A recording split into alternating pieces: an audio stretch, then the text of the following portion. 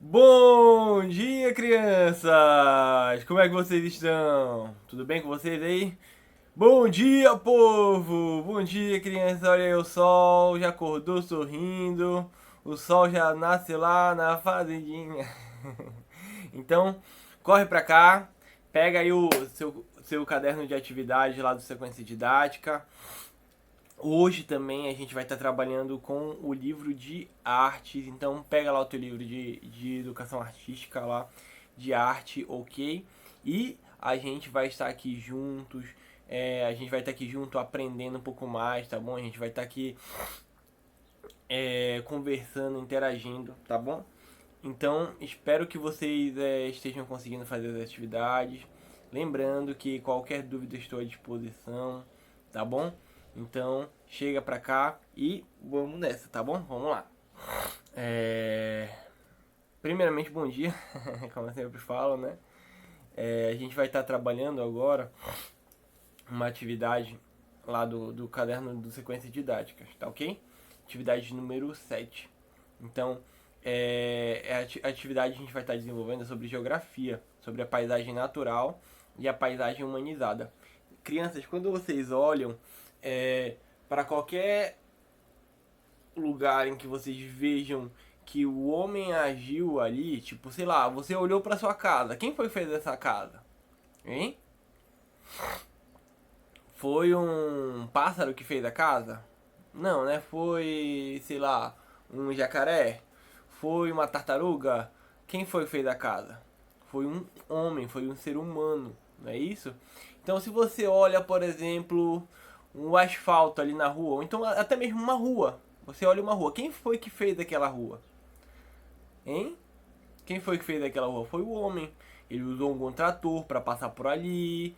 É, outros colocaram uma pavimentação, asfalto, e outras situações. Quando você olha para qualquer lugar em que você vê que o homem agiu ali, então você vê uma paisagem humanizada. Agora, quando você vê alguma paisagem em que você não consegue perceber a ação do homem, então essa paisagem é uma paisagem natural. Quando você olha, por exemplo, você olha assim pro céu. O homem interferiu de alguma forma na paisagem que você vê? Não, porque o céu a gente observa ele e tem ele como algo natural. O céu está ali naturalmente. O homem não fez nada para o céu ficar azul, bonito desse jeito. O homem não fez nada para o céu brilhar bonito desse jeito. Então isso é uma paisagem o quê? Natural. E quando a gente olha, por exemplo, tá olhando para o céu e vê um avião passando, aí a gente já tá vendo uma paisagem humanizada, porque a gente tá vendo a ação do homem ali, naquela paisagem, tá bom? Então, se a gente olha e vê o mar assim, bonitão, assim, o horizonte, o mar, o céu se pondo, o céu se pondo, o sol se pondo, ou o sol nascendo. Quem aqui já viu o sol se pondo ou nascendo lá na praia? Quem já viu? É muito bonito, não é? Então, quando a gente vê essa paisagem, a gente pensa assim, poxa, Deus é maravilhoso, né? Olha o que ele criou pra gente, é muito bonito. E a gente vê uma paisagem natural que não teve a ação do homem. Tipo, o homem não fez nada pro sol estar brilhando e se pondo daquele jeito, indo embora ali, dando tchauzinho pra gente. O homem não fez nada pro sol estar nascendo mais um dia, para nascer mais um dia. Mas a gente vê, por exemplo, a gente olha para essa paisagem e vê embarcações, vê barcos chegando. O que a gente está vendo? Vê lanchas, vê pessoas nadando na praia. Aí a gente já começa a ver paisagens humanizadas. Porque tem a ação do homem ali, de certa forma. Sei lá, a gente vê ali já na praia, a gente já vê barracas na praia, a gente vê vários guarda-sóis ali e pessoas, que no caso toalhas, na, na beira da praia tomando banho de sol. Então a gente vê isso como uma paisagem humanizada, porque sofreu a interferência do homem, tá bom? A gente vai dar uma lida aqui no texto pra gente ter uma melhor compreensão juntos, tá bom? Bora ler junto no 3. 1, 2, 3. Olhando ao seu redor, você pode ver uma porção de coisas, né? Olha aí ao redor, você vai ver o seu quarto, ou a sua sala, a sua cozinha. Você vai ver um bocado de coisa. Olha, tem um bocado de coisa pra cá, né? A gente consegue ver várias coisas. Aí bora lá, segundo parágrafo lá. Muitas dessas coisas foram feitas pelo homem e outras não. Todas as coisas que existem e que não foram feitas pelo homem fazem parte da natureza, como os rios, os mares, as fontes, as serras, as montanhas, as ilhas, as florestas, os animais e nós mesmos. Só que nós, nós possuímos uma capacidade intelectual diferente da que os animais possuem. Então nós não simplesmente nos adaptamos à natureza, como os animais. Eles se adaptam à natureza e eles são, de certa forma, regidos pela natureza. Nós, seres humanos, nós acabamos modificando a natureza para que ela se adapte às nossas necessidades. E isso se chama cultura. Nós somos seres culturais que agimos sobre a natureza e modificamos a natureza segundo a nossa vontade. O homem, para o bem-estar e para ter melhores condições de vida, modifica a paisagem natural. Se ele está pegando ali chuva, o que ele vai fazer? Ele vai fazer uma casa para ele. Ele fez uma casa. Ele está passando fome.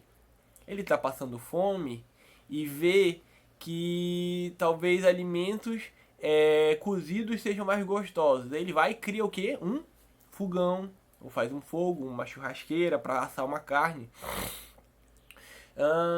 Ele tá com sede, só que o clima tá muito quente, ele não quer beber água quente. Então o que ele vai fazer? Constrói uma geladeira.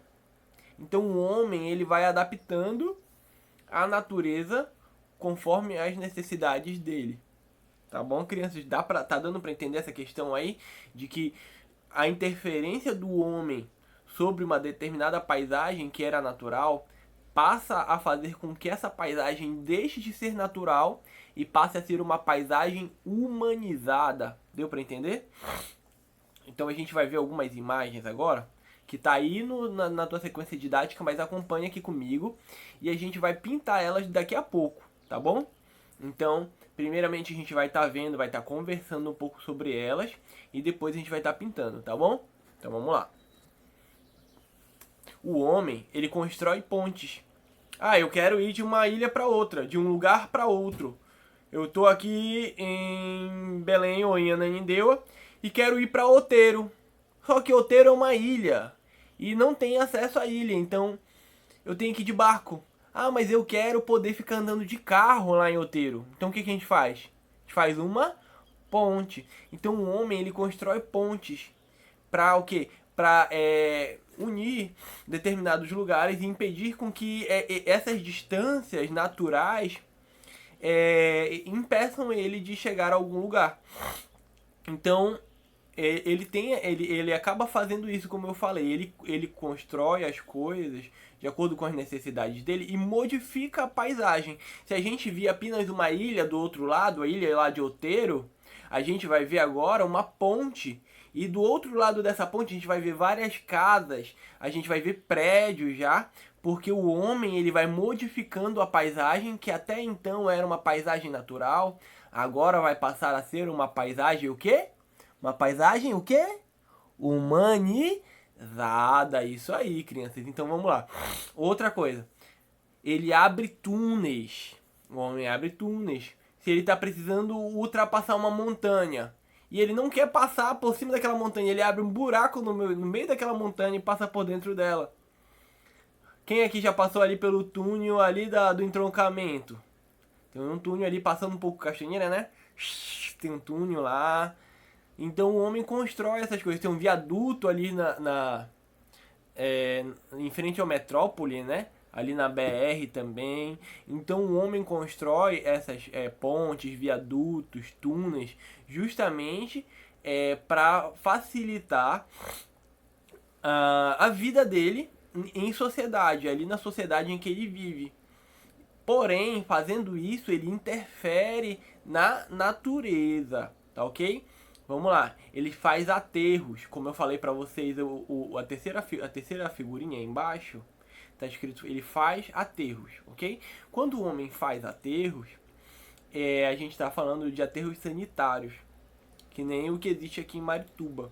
E como eu falei pra vocês antes, isso pode ser muito prejudicial, não a questão do aterro, mas a forma com que esse aterro é gerido, a forma com que ele é feito. Porque se ele não for feito bem direitinho, do jeito que tem que ser, ele pode causar vários problemas no solo, ele pode causar vários problemas na água em que as pessoas dali bebem, pode causar problemas na respiração, porque o cheiro de um lixão é muito ruim, a questão de explosões.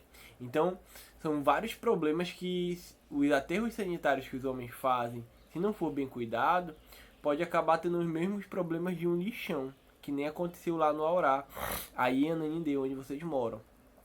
Tá bom? Então vamos lá. A quarta imagem aqui do cantinho já fala assim, ó. Ele abre estradas. Então, como a gente falou, na questão de pavimentação, para que uma estrada fosse feita, várias coisas aconteceram. Um homem foi lá, primeiramente mediu, viu a direção em que a estrada iria seguir, o nível do mar, o nível em que aquela terra tem que ficar, se a terra dali é arenosa, se como se tem barro, se é terra alagada ou não, se tem que aterrar ou não, aí passa aterro, aí depois passa outras coisas, aí passa o pinche, aí passa asfalto, aí tem todo um processo para fazer tanto fazer a abertura de estradas quanto a questão da pavimentação delas. Então a gente, só de ver qualquer rua, a gente já consegue ver que ali teve ação do homem. Ah, professor, mas a rua aqui de casa nem é asfaltada. Então quer dizer que não teve ação do homem? Teve sim, porque passou um trator ali para abrir essa rua. Não foi? E quem foi que passou com o trator? O trator passou sozinho? E o trator é natural? Quem foi que fez o trator? Só para fazer o trator já teve ação do homem. Então o homem utiliza o trator para abrir ruas em um ambiente que seria um ambiente natural, onde existiria matas, onde existiria plantas. Ele abre caminho para que haja a passagem, a circulação de pessoas. Então, assim que a gente acabar a aula de hoje, eu queria que você tentasse pegar o seu lápis de cor e pintar essas paisagens. Primeiramente, essas paisagens humanas, né, humanizadas, que a gente está vendo, a questão das pontes, os túneis, os aterros, as estradas. E agora a gente vai continuar vendo aqui. Olha só, ele constrói viadutos, como a gente falou ainda há pouco, sobre o viaduto ali na frente do Metrópole, que fica ali na BR. Além daquele viaduto, já estão construindo outro viaduto também, que vai ser feito ali na frente da FAAM, que fica na BR também, que vai dar acesso para uma outra estrada ali que vai para a Cidade Nova também.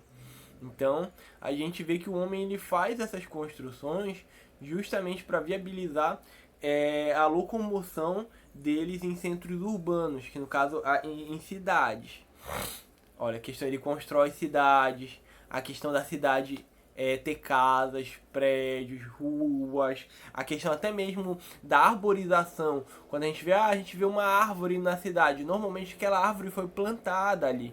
Então, se ela foi plantada, ela não está ali de forma natural.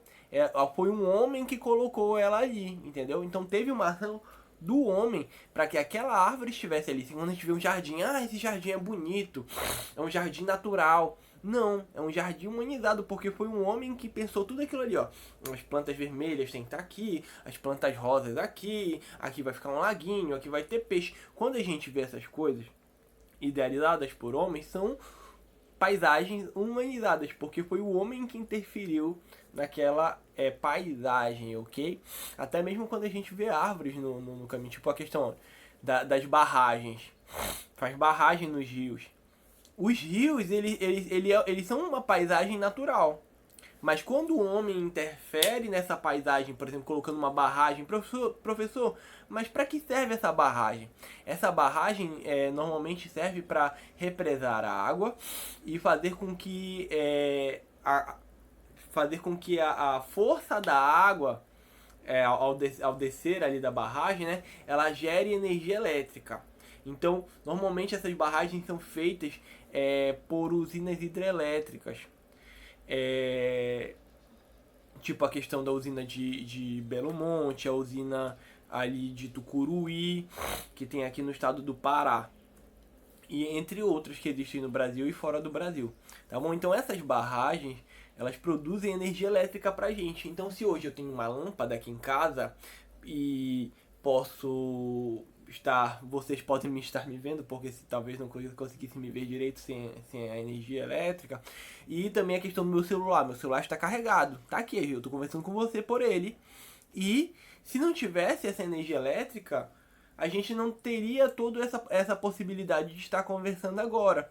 Então o homem interfere ali numa paisagem natural, interferiu no curso ali do rio, um rio que seria uma paisagem natural, fez com que ele se tornasse uma paisagem humanizada, mas para que ele faz isso? Justamente para que ele adapte a natureza conforme as suas necessidades. O homem não fez uma barragem só porque ele achou bonita. O homem ele fez uma barragem porque ele tinha uma necessidade. Qual é a necessidade que ele tem? A necessidade de possuir energia elétrica. Ele quer energia elétrica para poder carregar o celular, para poder assistir uma televisão, para ter um ferro elétrico para passar sua roupa e sair bonitinho. Então ele adapta o meio natural conforme as suas necessidades e constrói paisagens o quê? O quê? Paisagens o quê? O quê? Paisagens humanizadas, isso aí. Então vamos lá. Então a gente vê que ele também, olha, ele canaliza a água dos rios. A gente quer uma água para beber, né? Mas a gente não vê, poxa, professor, a água é natural, a água é algo que não foi o homem que fez. Não, beleza, a água não foi o homem que fez. O homem não fez água, ele não tem esse poder de fazer água, né? Mas o que acontece? Para essa água chegar aí na sua casa, lá na torneira, um homem foi lá e abriu um poço artesiano, fez toda uma encanação, instalou uma bomba, um outro homem fez bombas, entendeu? Então toda essa tubulação de água para chegar até a sua casa teve toda uma ação humana. A água não foi o homem que fez, mas foi o homem que conseguiu trazer essa água até a sua casa. Então a gente vai ler esse último trechozinho aí embaixo, tá bom? Tá escrito assim, olha. Tudo aquilo que existe e que foi feito pelo homem faz parte da paisagem humanizada, como as cidades, os túneis, as estradas, as plantações, tá bom? Então a gente já finaliza aí o nosso caderno de sequência didática. Então você já deixa ele guardadinho um pouquinho aí, que daqui a pouco você vai pegar um lápis de cor, vai pintar bonitinho, vai pedir pro papai ou pra mamãe tirar uma foto e tá me enviando, beleza? Agora a gente vai pegar lá o seu livro de arte, abre lá o livro de arte, ok? Você vai abrir ele lá na página 14. Na página 14 do livro de arte, a gente vai estar trabalhando sobre os sons, ok? Abriu aí na página 14 do livro de arte. A gente vai estar trabalhando sobre os sons hoje. Professor, quando a gente vai lá para a natureza, a gente vai lá para para o meio da floresta, assim, para uma plantação, ou então até mesmo quando eu vou para o interior, para casa da minha avó, eu ouço muito sons de pássaros cantando. Eu não sei se você já percebeu, mas os sons que os pássaros emitem, cada um possui um som diferente. Então, se você ouve um sabiá cantando, ele é diferente do canto do bem-te-vi, que é diferente do canto, sei lá, de algum outro pássaro do... Não sei nomes de pássaros. Você tem algum passarinho aí na sua casa? Você tem, sei lá, galinha. Por exemplo, bora pensar numa ave. A galinha, o som que a galinha emite é diferente do som que o peru emite. É diferente do som em que o pavão emite e várias outras aves que mesmo sendo aves, mesmo estando dentro daquela família, né, de ave, mas eles emitem sons diferentes. Da mesma forma nós, olha, eu e você. A forma com que eu falo é uma forma diferente da forma com que você fala. Bora tentar falar junto aqui, casa. Fala casa junto comigo no 3. 1, 2, 3. Casa. A forma com que você falou e se expressou é diferente da forma com que eu falo. Nós falamos a mesma palavra, casa. Nós falamos junto aqui, casa, né? Mas você fala de uma forma e eu falo de outra forma. O som que eu emito é um som diferente. Da mesma forma que existem sons diferentes também no meio urbano. Se você for ali, por exemplo, quem já foi no Parque do Utinga alguma vez? Já foi?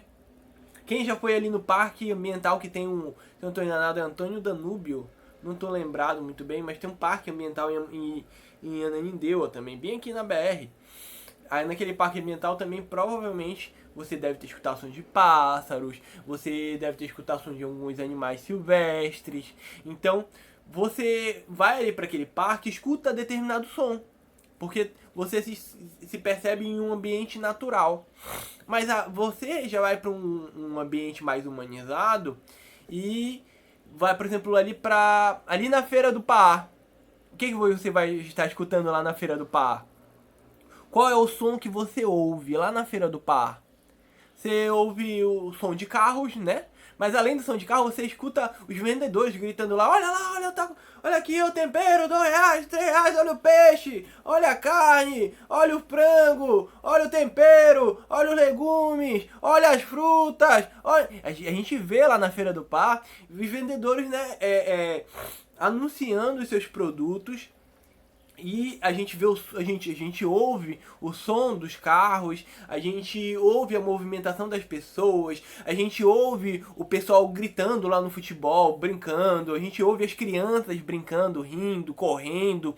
Então a gente percebe que em determinados lugares também existem sons diferentes de lugar para lugar. Tá bom? Então que nem aí a gente vai estar observando nessas duas imagens. A primeira imagem, a imagem de letra a gente vai estar observando ali na Marginal Pinheiros, em São Paulo.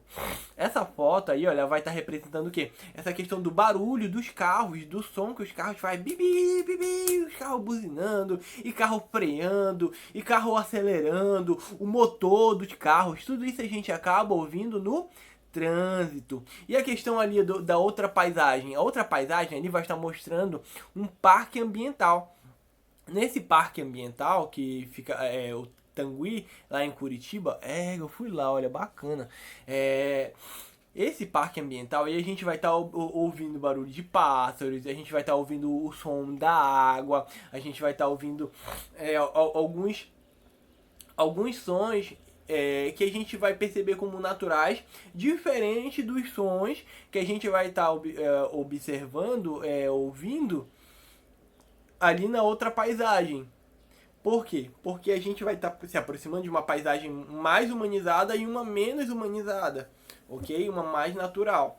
Então, a primeira perguntinha que a gente vai estar conversando aqui, olha. Quais sons você imagina que poderíamos ouvir no ambiente retratado lá na imagem A? Questão do som dos carros, né? E na imagem B? O som de pássaros, o som da água. E a terceira perguntinha diz assim, em sua opinião, quais os sons... Então vamos lá, crianças. Em sua opinião, quais os sons são agradáveis? Nesses dois ambientes, no ambiente A e no ambiente B. Você gosta do som dos carros, dos pássaros? Qual é o som que você mais gosta e qual é o som que você não gosta? Fala aí pra gente. Ah, tá bom, muito bem. Então, a gente vai ter os nossos sons preferidos também, da mesma forma que nós emitimos sons diferentes, nós também gostamos de sons diferentes.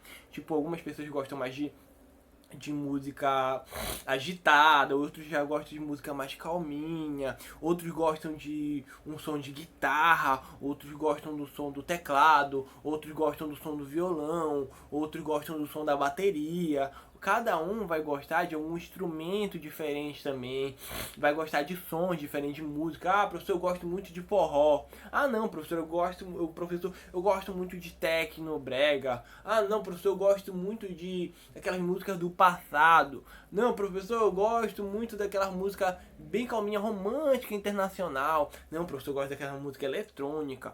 Eu gosto de rock, eu gosto de pop, gosto de, não sei. Cada um vai ter um gosto específico e diferente um do outro, porque nós também somos diferentes. E isso também nós precisamos aprender a respeitar as diferenças. Por quê? Porque o mundo plural, quando a gente percebe que nós temos ideias diferentes, isso faz da gente ter uma riqueza na nossa relação com o outro. Eu vou aprender muito com você e você vai aprender muito comigo. Por quê? Porque aquilo que eu não conheço, você conhece, você sabe, porque você gosta de coisas que eu não gosto. Então eu gosto de coisas que talvez você não goste, e assim a gente vai aprendendo, vai sabendo lidar, tá bom? Então, vamos lá para próxima figura aqui. Vamos lá. Propriedades do som. A gente entende aqui, olha, que a intensidade, o timbre, a altura, a duração são algumas das propriedades do som. Vamos conhecer um pouco sobre cada uma delas. Quais são as propriedades do som? Quais são as propriedades do som? Vamos lá. Intensidade, o timbre, a altura e a duração. Vamos entender essas quatro coisas aí, olha, intensidade, o timbre, a altura e a duração. A intensidade, ela está relacionada à força do som, ou seja, se o som é mais forte, assim, ou se o som é mais fraco, ok? O timbre é uma propriedade particular de cada som, que distingue ele dos demais. A questão do timbre, por exemplo, o meu timbre de voz é diferente do seu. E assim, cada voz tem um timbre diferente, tem um som de voz diferente, tá bom? Tanto que existem celulares que fazem reconhecimentos por voz. Isso é bem legal. A altura está relacionada ao fato de ser mais grosso, mais grave, ou mais fino, mais agudo. Quem já ouviu o pessoal cantando ópera? Oh, é um som mais grosso, ou mais grosso. Assim, sabe você já ouviu alguém falando fino assim? Falando fino assim? Pois é, então essa questão do som mais grosso é um som mais grave. E um som mais fino é um som mais agudo. Quando a pessoa fala fino, porque a pessoa fala mais agudo. E, tipo, tem algumas pessoas que têm problemas de escutar determinado tipo de som. Tipo, eu tenho uma perda auditiva de 25% de som agudo. Então, isso prejudica um pouco minha audição, tá bom? Então, essa questão do som fino e do som grosso também é algo que pode diferenciar algumas questões de música, alguma forma com que as pessoas falam, tá bom? Próxima, duração, a propriedade que indica que o som é mais longo ou mais curto. Vocês já ouviram, por exemplo, a questão da buzina. Quando a gente vê a buzina assim, bem, a gente vê que ela também tem um período em que ela demora, né? E tem sons mais curtos. Ó, som curto e um som mais longo, assim, ó. Vocês veem que ele demora um pouco mais do que esse aqui. A gente consegue observar que um som também, pela altura, ele consegue se dispersar mais rápido ou ele se prolongar um pouco mais. E a gente vai estar observando isso fazendo alguma dinâmica, a questão do som do uivo de um cachorro, por exemplo.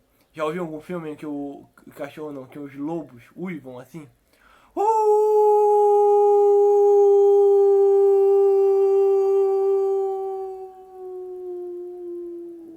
A gente vê que o som ele consegue alcançar um determinado tempo de duração.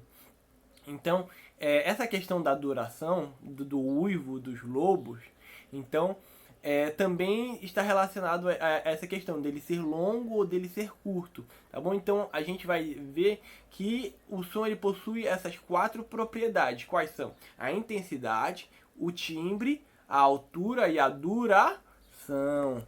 Então, a gente vai estar cantando uma musiquinha aqui, olha, que eu queria que você tentasse cantar comigo, para você não me deixar cantar sozinho, tá bom?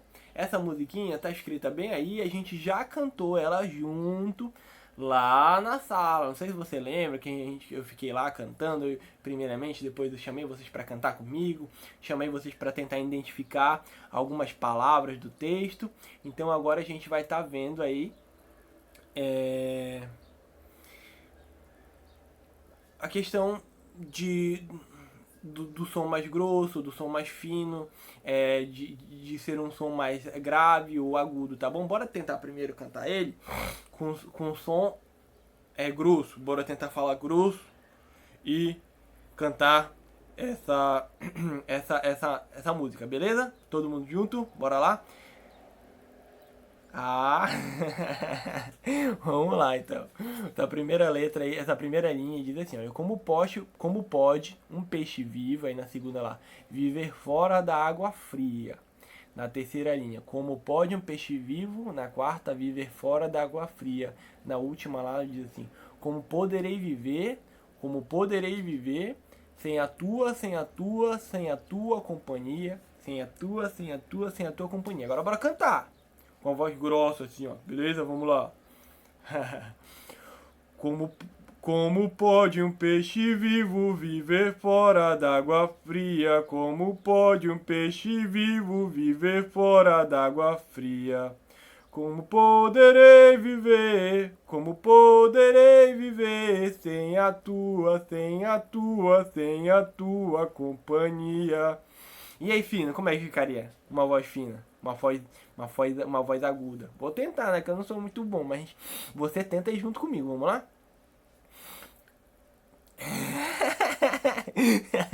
Vamos lá. Como pode um peixe vivo viver fora d'água fria?